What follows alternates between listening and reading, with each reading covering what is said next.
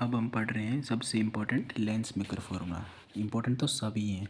देख अब क्या कहता है कि फार्मूला होता है एक ऐसा लेंस मेकर फार्मूला, वो फार्मूला होता है which help us to determine the focal length of lens. Focal length of lens को डिटरमाइन करने में हेल्प करता है। Focal length of lens depends on, focal length किस पे डिपेंड करती है? Radius of surfaces and refractive index of lens and surrounding. Lens की रिफ्रैक्टिव इंडेक्स और सराउंडिंग पे।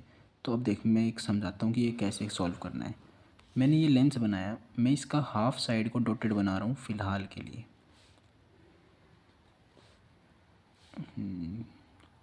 ठीक है, तो सी अगर मैंने एक सेंट्रल लाइन बना ली, इसको भी क्लियर कर लेता हूँ लाइन को ठीक से।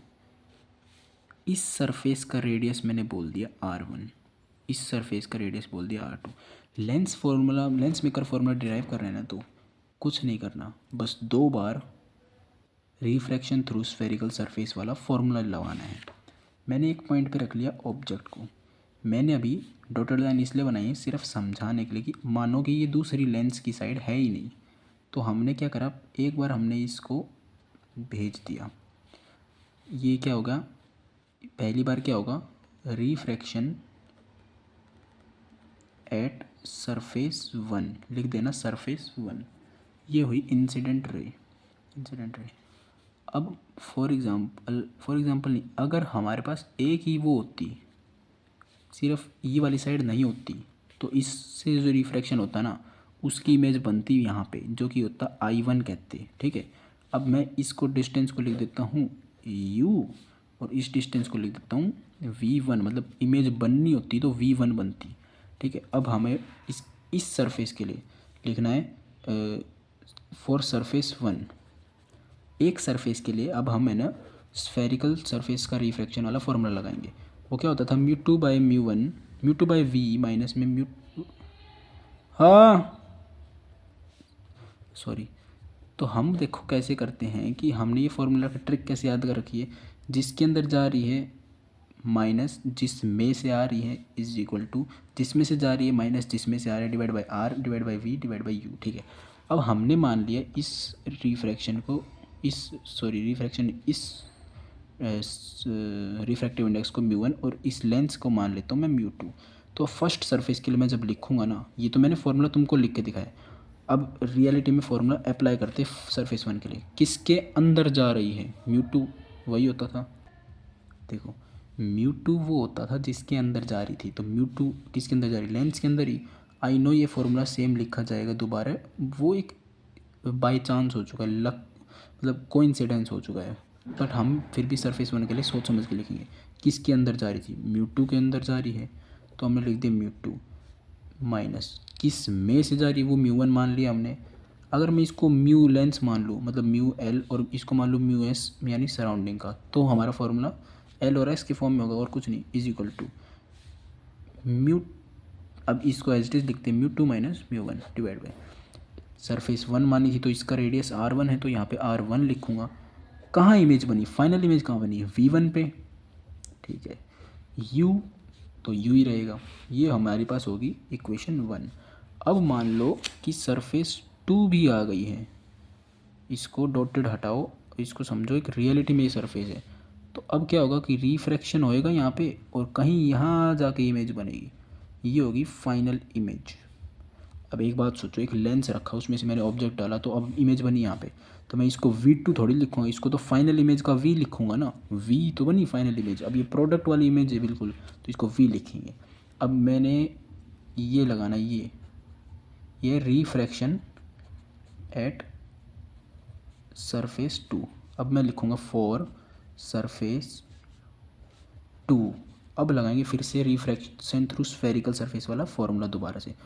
देख μ2 यानी जिसके अंदर जा रही थी, अब इस पॉइंट पे देखो किसके अंदर जा रही है, ये तो μ1 के अंदर जा रही है, मतलब एयर वाले में ही, मतलब μ1 माइनस किस में से जा रही है, μ2 में से जा रही है, तो μ2 is equal to as it is same लिख दो, μ1 माइनस में μ2। अब यहाँ रेडियस किसका लिखेंगे, सेकेंड सरफेस का, जो कि R2 है।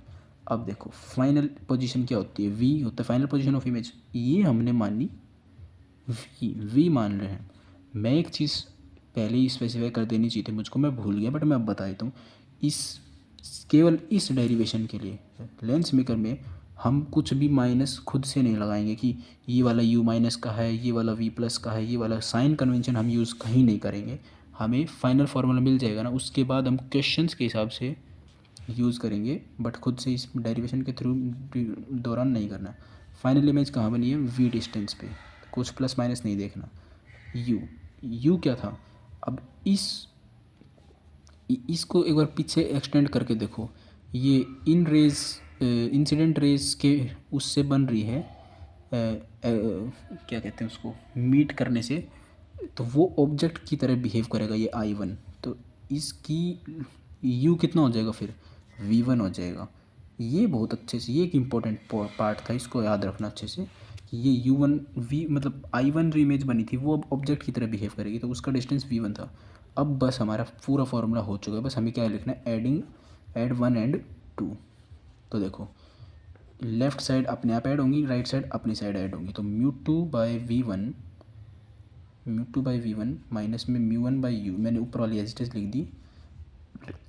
अब ये ऐड करते हैं, μ1/v माइनस में μ2/v1 is equal to μ2 minus μ1/r1 plus में μ1 माइनस μ2/r2। ठीक है, ये वाली चीज़ से तो सॉरी ये क्या कर रहा हूँ, ये वाली चीज़ से तो ये वाली चीज़ डायरेक्टली होगी cancel.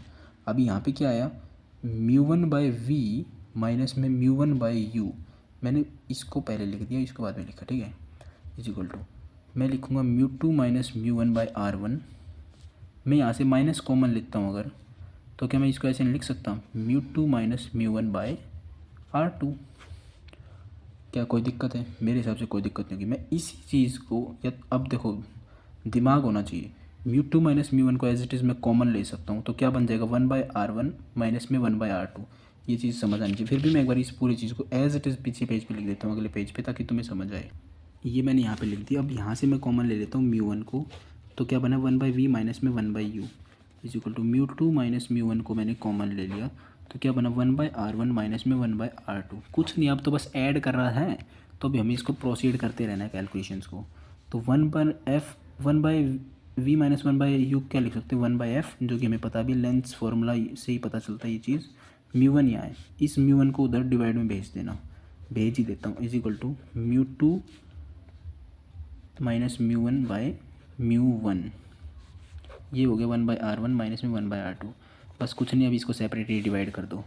1/f is equal to μ2/μ1 minus 1, ये डिवाइड होंगे अलग अलग से, तो ये वाली चीज़ तो 1 बन जाएगी, इंटू में 1/r1 माइनस में 1/r2। बस यही होता है हमारा लेंस मेकर फॉर्मूला, कुछ भी नहीं था इसमें। एक बार रिकैप करा देता हूँ। फर्स्ट सरफेस पे I1 इमेज मानो कि शायद बनी होगी, बट फाइनल तो ये बनी है। अगर दूसरी सरफेस ना होती तो ये बनती। इसकी v1 मानो, इसको u मानो, साइन कन्वेंशन बीच में कहीं नहीं लगाना है। एक बार इस सरफेस के लिए ये वाला फार्मूला लगाओ, एक बार दूसरी सरफेस के लिए ये फार्मूला लगाओ, बस दोनों इक्वेशंस को ऐड कर दो, अपने आप फार्मूला हाथ में आ जाएगा।